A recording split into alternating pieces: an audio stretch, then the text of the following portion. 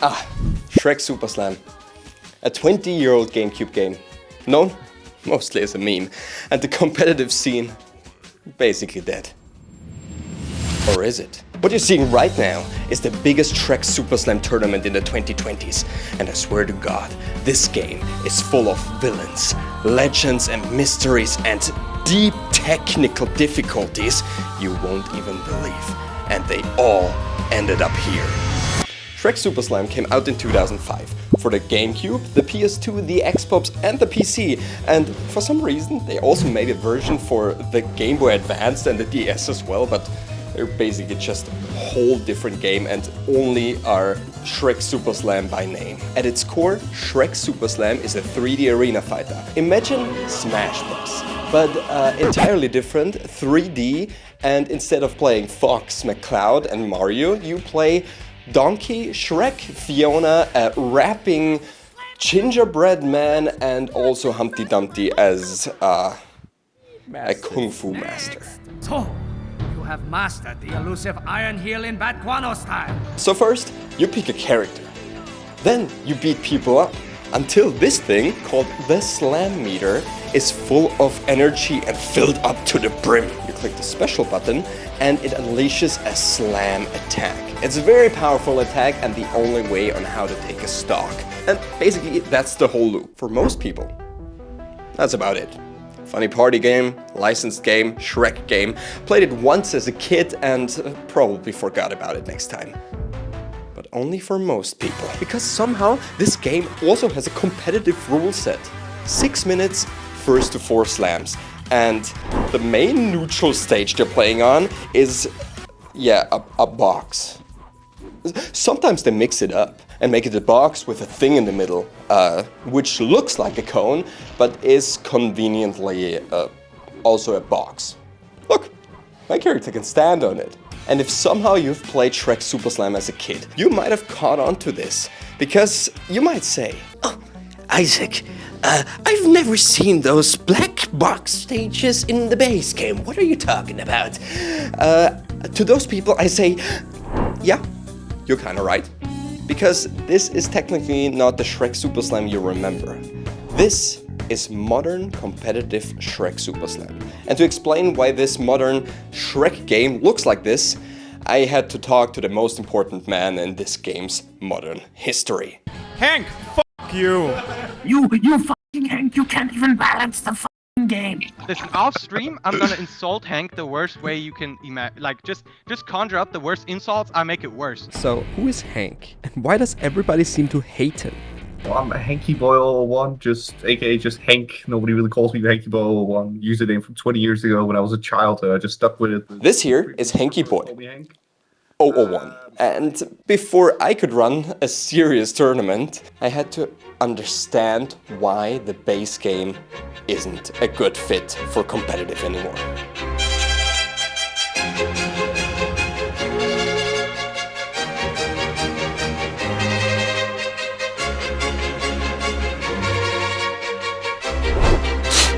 Wow, the base game has a problem. Actually, it got several problems. Infinite combos, broken character balance, degenerate runaway strategies, and if your opponent actually knows what they're doing, it's basically just a hunting down competition until you get the first grab and your infinite combo to win the game, or at least the stock. And that's basically how they played for years. If you want to be the best, you have to play one of the top 3. There is no other way you can win. The gaps are just too big. Also, if you played any of those, the matches would take forever because the low characters took forever to get a kill. The rest is just unviable, which I thought was sad because you have 20 characters, right? So, like, you should at least have somewhat of a chance. Even though every single character got like a degen infinite combo, for some reason, some characters were just better in getting them. That's why characters like this little girl called Red Riding Hood got banned. But the community didn't just leave it there. An old UK player called the Father of Shrek made the original tournament edition of the game. It's basically a modded version of Shrek Superslam, but he removed some stage nonsense like those wacky portals and cleaned up the competitive format to make this joke side event into an actual playable rule set. He took out the items, added the stage, like some special stages and such. He's the father of Shrek, as we call it. He even has a special rule where he is allowed to play Red Riding Hood in the tournament, in the base game. She's the only character that's banned, but he is the only one allowed to play Red Riding Hood. Hank here, for example, joined the community during COVID. He found the Discord and played his first games and got completely destroyed.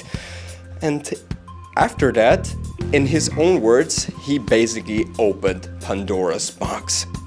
Yeah, he got addicted to the game. But instead of just becoming another player, after years of playing the base game or the tournament edition of the game, he became the guy trying to rebuild the game from scratch. Hank's version of the game, TH or Turner Hank, was built to fix the game's biggest issues. It has more viable characters, better movesets, better flow, better stages, and less brain-dead grab fishing gameplay. He removed all the infinites from the game. TH is a complete overhaul of the base game, and it basically gave life to a whole new era of competitive Shrek Superslam.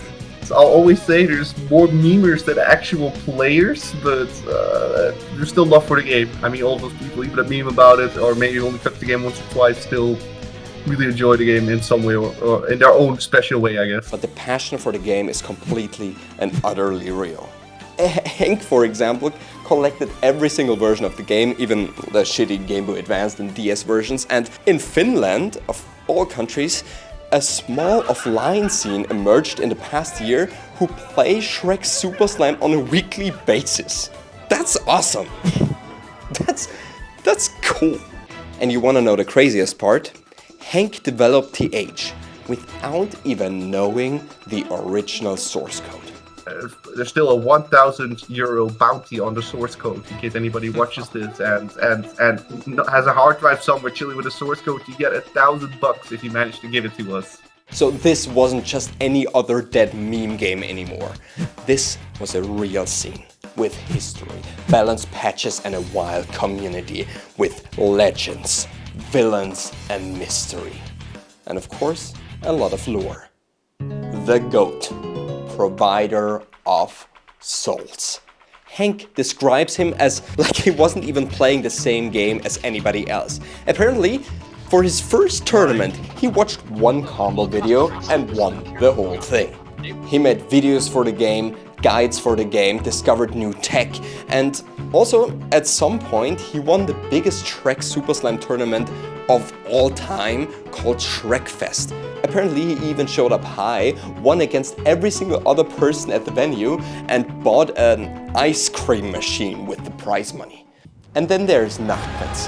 Hank basically describes him as the villain of the game. No! Why? Are you fucking kidding me? You're bullshitting me. I'm so much better than you, and you are the luckiest person on earth. I refuse to believe that you won. He used to abuse a strategy called Nachtstallen, named after him, where he just clinked to the wall and stalled in the air as long as he can until the time ran out and he won the game. It was very unfun to play against. And also Hank told me that Nachtprinz basically hates the new TH version of the game. That's why he apparently runs underground TE version tournaments, probably just winning every single one of them. And then there's this guy. Let me just... Nomeo. He is a mystery. He's one of the most respected players in the game. Barely says anything except GGs and room codes, refuses prize money, won't share any info, just shows up, plays insanely well, and then disappears. So Shrek Superslam got their own ghost top player who just shows up, wins, vanishes. And with Provider and Nacht basically retiring and Nomeo mostly absent in modern history, the new TH version emerged 3 new top players called the Overlords. Hank, who plays random, D-Man, who plays Quasimodo, and Baloney, who plays Anthrax. And according to Hank, it's basically like a perfect triangle. Hank beats Demon, Demon beats Baloney, and Baloney beats Hank.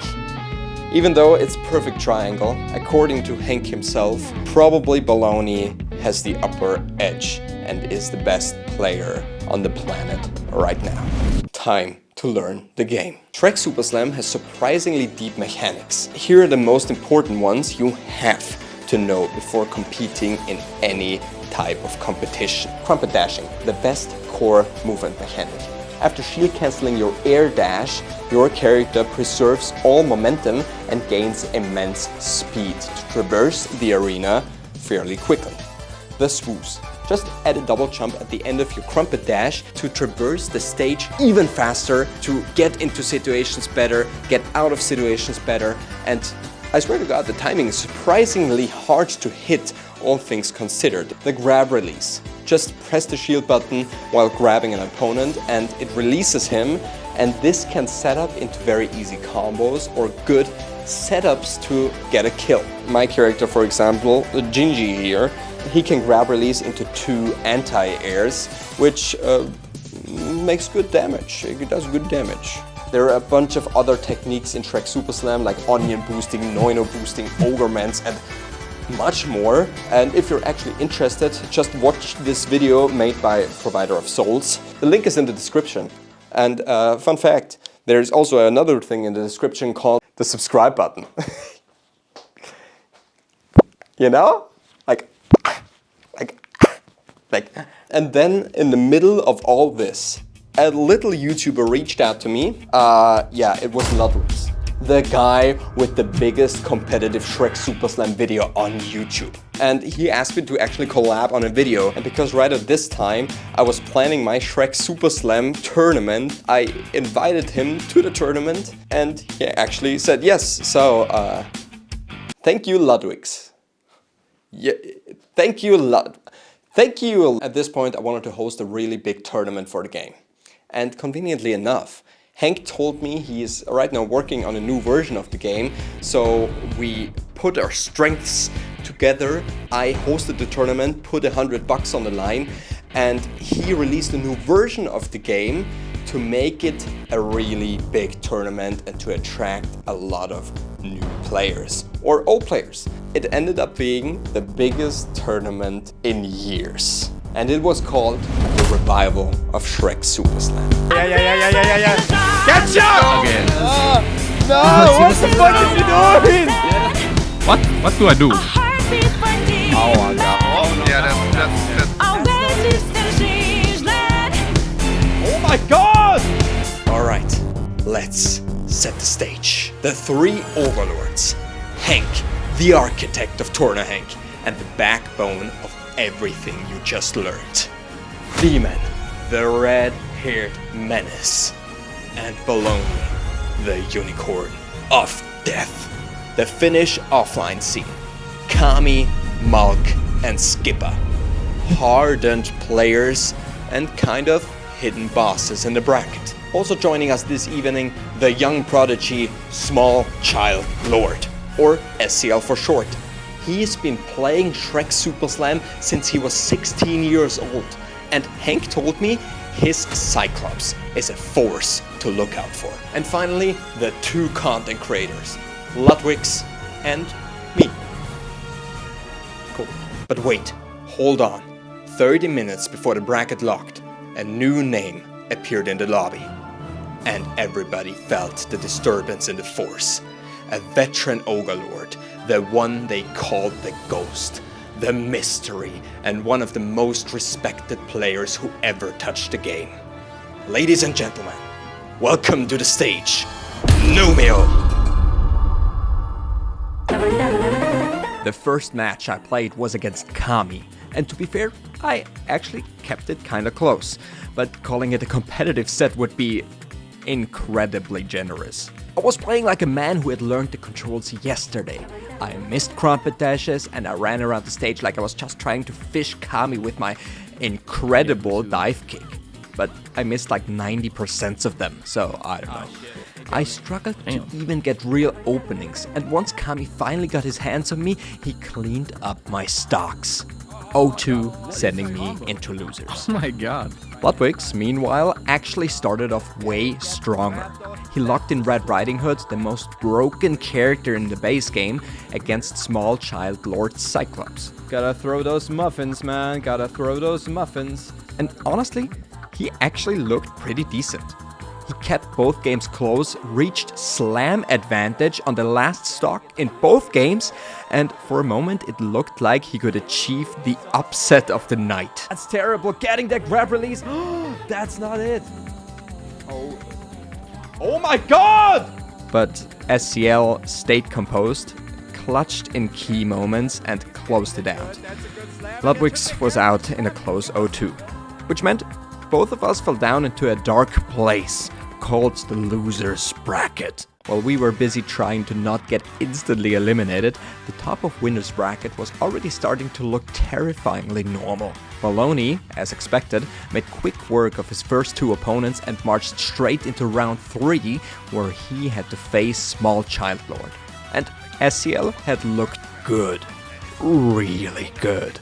But against Baloney, it didn't matter. 2-0, clinical. No wasted movement, no drama, just another victim added to the swamp. That win put Baloney into winner's semis, where he had to wait for the first real collision between the overlords, Hank versus D-Man. And D-Man had already made a statement of his own, defeating the returning ghost himself, Nomeo, in the previous round. So now it was time. One overlord would advance, and the other would be sent down into the mud. Or, the loser's bracket. Hank got Charming and Gingy. D-Man locked in. I make those rollback frames. Where's the rollback? Hank, make the rollback. Yeah, where's Hank? Yeah.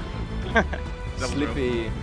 Damn, oh my god. Damn. What was that combo? It's crazy. And after that set, it was D-Man moving on to face Baloney in the first best of 5 set of the tournament. But while the overlords were fighting for the throne in winners, I had more important business. I had to fight Ludwig's in losers. And unlike him, I had actually trained for this. I think you need to get that grab. You need to show him the grab release. Dude, I'm trying! I'm trying! Try harder! Fuck! You've been grabbed like 4 times in a row and you have the better grab! I don't need that! I don't need that! Oh god, damn! Oh no. It's time for Ludwig's to finally lock in. I'm locking in. I'm eating my apples. Okay, that's what he said. No! Oh, let's go, let's go, let's go. Crazy. No, I missed that. Aw. Yeah. Getcha! Okay, how is that not the best slam in the game? It's Stop here. crazy! So in the battle of the two content creators, I took it 2-0. It was close, it was stupid, it was glorious. And most importantly, I was not the worst YouTuber in the bracket. The reward for winning against Ludwig's, unfortunately, was SKIPAH. And against his Quasimodo, I basically had no chance. A little fast. A wee bit, you think? Ow! I lost that? I can no. grab. Ah! Oh shit. No! Ow! Stop! I got checked hard. Just like that, my tournament run was over. Still, I had at least achieved the most important goal of any competitor. I won a set. At least better than my melee bracket last time. Yeah. Meanwhile, SKIPAH moved on and immediately ran into Nomeo. And that did not last long. Nomeo's Cyclops completely dismantled him. The ghost was awake now, and the losers bracket was starting to feel haunted. On the other side of losers, Kami, seated 4th in the bracket, was putting together a serious run. After sending me down into losers, he kept going in winners but fell short of the child prodigy himself, SCL. In losers, he beat Amnesia and Vamp, and that pushed him all the way into losers round 4 against Hank, Losers round 4 was stacked. On one side, Hank shut down Kami's run with a swift 2-0.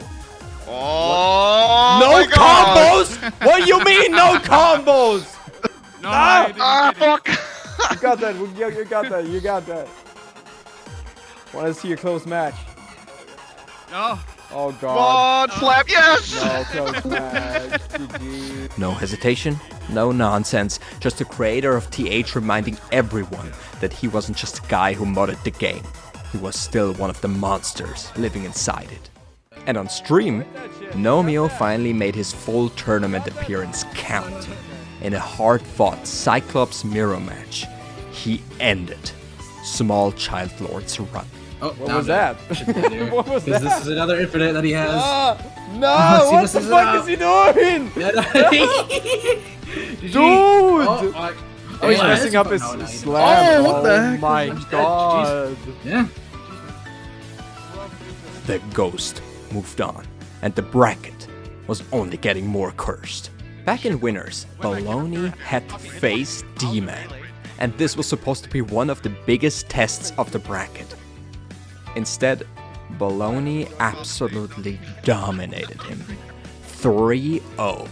A complete shutdown. And to say D-Man wasn't thrilled about the set would be putting it very lightly. Focus on the game, little bro. That's crazy. I mean, I don't even care. Nah, like, man. I get money regardless. Yeah, not that hard when he has his air dash. Isn't he too Okay, stock? not hard hitting him when my grab is literally I'm hugging him. But you saw that, right? I was hugging him. Like, just hit him. Yeah, sure, when my character has the fucking hitboxes with Bowser melee. He was furious at the game, at TH, at the universe, probably at Shrek himself. In losers semis, Nomeo faced his second Overlord of the tournament, and this one was A bit close. of time until everything works properly. Oh my God, that's a combo. Oh my God. Oh, he got you there badly though. And he's not hitting you. Oh, why am I so patient, man? Nah. The four gods of the game, if you want to like use that term, all of them played.